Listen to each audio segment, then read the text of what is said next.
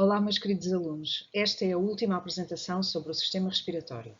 Vamos abordar as doenças e a saúde deste sistema.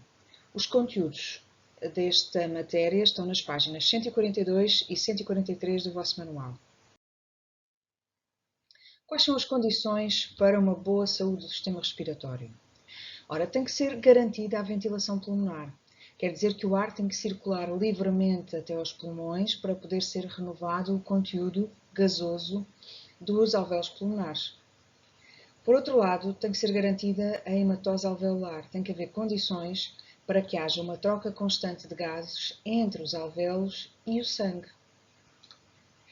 Outra das condições é que o transporte dos gases respiratórios seja eficaz, ou seja, portanto, tem que haver boas condições de circulação para que o oxigênio seja transportado dos alvéolos pulmonares até às células de todo o corpo e que o dióxido de carbono gerado por essas células possa ser devolvido para ser libertado ao nível dos pulmões.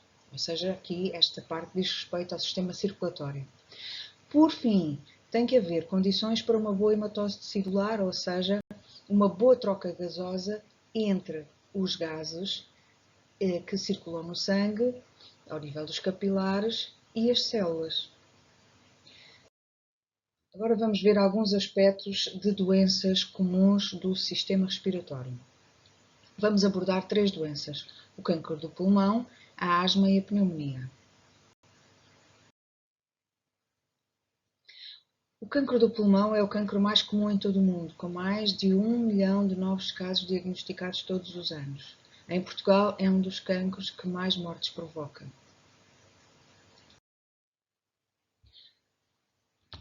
O fumo do tabaco é responsável por 9 em cada 10 casos de cancro no pulmão. Portanto, o consumo de tabaco está fortemente correlacionado com a prevalência do cancro. Isto porque o tabaco contém muitas substâncias químicas tóxicas e carcinogénias, ou seja, substâncias que favorecem o surgimento desta doença. Estão aqui alguns exemplos de substâncias químicas que são usadas noutros contextos, que estão aqui explicados e que também estão presentes no tabaco, ou seja, que as pessoas que fumam inalam constantemente estas substâncias e que se vão acumulando naturalmente nos alvéolos pulmonares, que também sofrem difusão e passam para o sangue, diminuindo a capacidade dos pulmões de fazerem quer a hematose pulmonar, quer depois a hematose tecidular, reduzindo a oxigenação do corpo, reduzindo a capacidade do corpo de fornecer oxigênio às células. Neste gráfico podemos ver a diferença, portanto, a variação da função respiratória com a idade em indivíduos que nunca fumaram, que pararam de fumar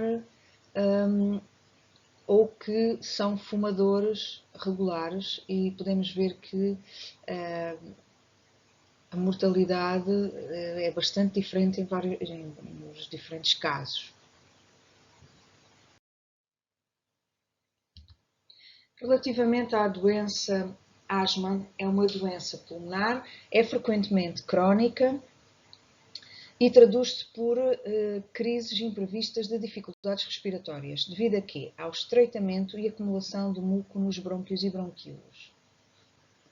Estamos a ver um bronquíolo normal, com o interior, o calibre interior do bronquíolo permeável, portanto, com capacidade para que o ar passe nos 2 sentidos, no sentido da inspiração e no sentido da expiração, e no bronquíolo que está à direita, esta camada muscular lisa que envolve o bronquíolo fica contraída, e há também a acumulação de muco no interior do bronquíolo. Estes 2 fatores levam à constrição desta via aérea e à dificuldade de passagem do ar, quer na inspiração, quer na expiração. E isto é que desencadeia um ataque de asma. Os fatores que fazem desencadear um ataque de asma são diferentes, ou podem ser diferentes de doente para doente. Pode ser, por exemplo, o pólen, pode ser o fumo do tabaco, pode ser até o exercício físico. Depende das pessoas, os vários fatores que possam desencadear uma crise de asma. As crises de asma podem ser tratadas, portanto, os asmáticos têm consigo medicamentos próprios para poder fazer face a uma crise de asma e poder levar o brônquios e bronquíolos a dilatar, portanto, com a tal bomba, não é? Os inaladores de asma, a dilatar estas estruturas para que o ar volte a passar. No caso da pneumonia, é uma doença que afeta os alvéolos pulmonares, como vemos na imagem. Geralmente é provocada por infecções por bactéria, mas também pode ser causada por vírus ou fungos.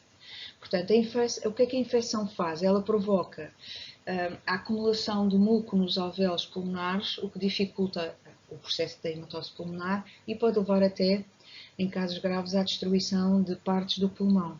Ora, este é um exemplo do tipo de consequência que o coronavírus faz no pulmão. Portanto, a infecção Covid-19 leva a que ocorra, nos casos mais graves, uma pneumonia.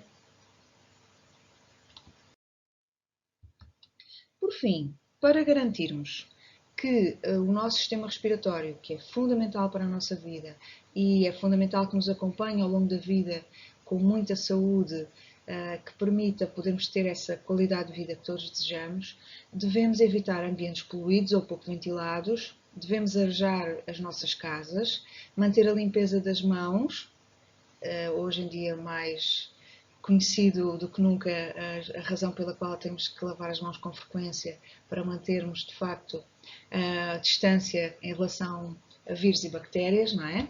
A abstinência do tabaco, portanto, não fumar nem estar em sítios onde se fuma, são medidas importantes para o bom funcionamento do sistema respiratório.